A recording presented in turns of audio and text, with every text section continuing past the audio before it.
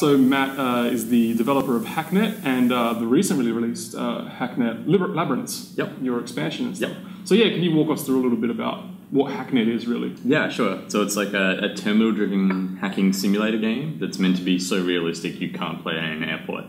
Not that I haven't done a whole bunch of like development on planes and in airports before. It's designed to just be like super immersive, super realistic. Uses like mostly real terminal commands, like correct port numbers and like lots of like theory from like computer security itself. But basically, whenever you're like making a game about hacking, you have to like draw a line somewhere, right? So on this end, you've got like the tube game from BioShock, which is not very realistic. Yeah. And on this game, you've got what we call the internet, which is a game that already exists, right?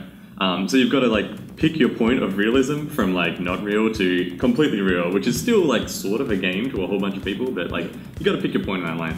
So I tried to pick the point that would require you not to have a computer science degree, and would cut out a bunch of like boring stuff, right? So I was mostly chasing after like the feel and like the ideas and the style of thinking and like investigating that you want to do when you're like looking to break into something.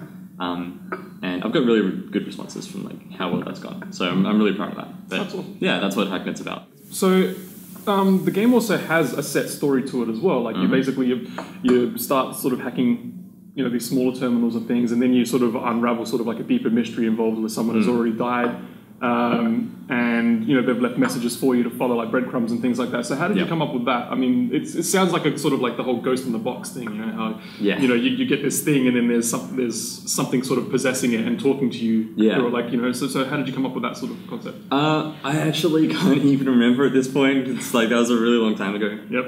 It's not like the whole story just came out at once. Like I had a couple of bits and pieces that were like floating around in my head, and then I made them slowly over time. And then once those bits were made, like I saw like holes and then I patched them and like rounded out like over a long period of time. Like I'd written the beginning like a really long time ago, being like I know that I want to start the game with a message from someone that's dead, and they're going to be like the person that will help guide you through the start and get you set up. And I knew that's the way I wanted to make it, but I hadn't really sorted out like the ending and like some other details of the story until like really late in development.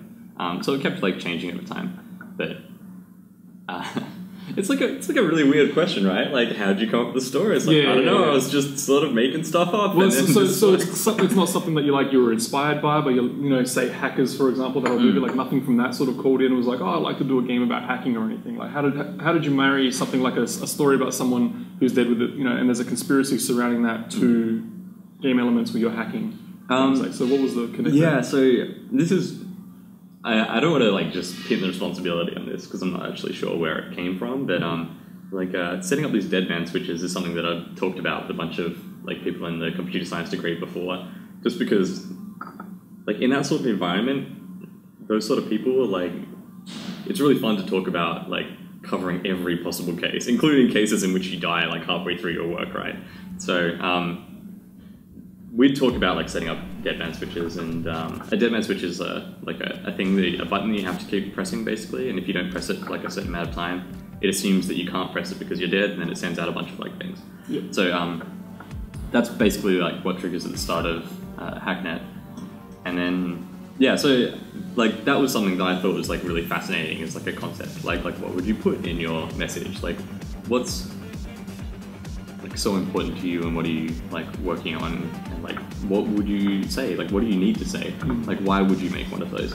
And there are some pretty valid reasons for that, and exploring those options was like really interesting. So that was like a big inspiration for it all. So then when did the development on Labyrinth start? Like did that start pretty much immediately afterwards, or were you busy patching the original game and then you moved over to Labyrinth? Yeah. So I had no idea if this was like a good amount of stuff to have done by the like 1 year after it's launched. Yep. But there's like a lot of stuff to do. Like when you put out a video game, like I was going like all over the place for different conventions.